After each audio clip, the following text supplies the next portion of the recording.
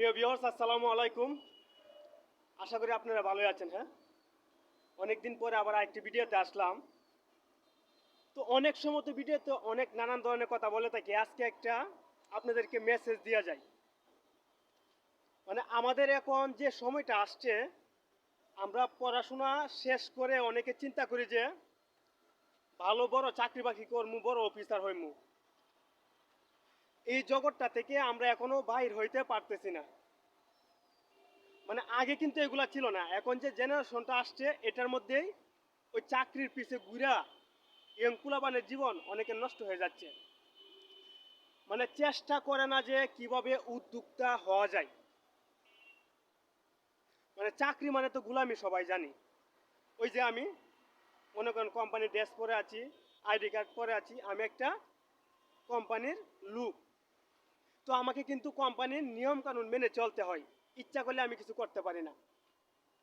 আর আপনি যদি একজন ভালো উদ্যোক্তা হন, আপনি যদি নিজে একটা ব্যবসা করেন, তাহলে আপনি নিজে ফ্রিডমভাবে চলতে পারবেন, কাউকে জবাবদিহিতা করতে হবে না।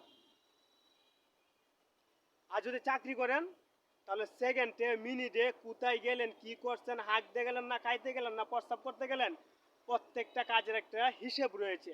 কারণ এটা যে কোনো চাকরি করেন, নিয়মের গতিতে চলবে।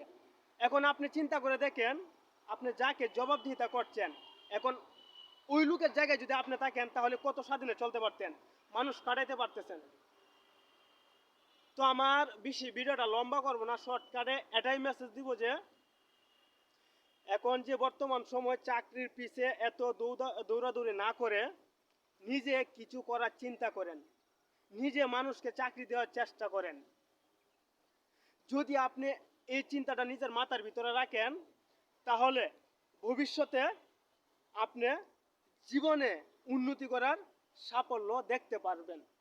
আর চাকরি করবেন তো দুবেলা দুমুঠো ডাল ভাত খেয়ে মোটামুটিভাবে বাঁচতে পারবেন, এত আহামরি কিছু করতে পারবেন না। তো ভিডিওটাতে আসার আমার একটাই ইন্টেনশন, কারণ আমাদের এখন যে সময়টা, এই সময়টা ইয়ং পোলাপানে যে কাজগুলো করতেছে কিংবা আমাদের মতো শিক্ষিত লোকগুলো যা করতেছে এটাই তুলে ধরলাম। তো সকলে ভালো থাকবেন, সুস্থ থাকবেন, আমার ইউটিউব চ্যানেলটা সাবস্ক্রাইব করবেন। সৈয়দ রাসেল আহমেদ, নিত্য নতুন আরেকটা ভিডিওতে হাজির হবো একদিন। আল্লাহ হাফেজ।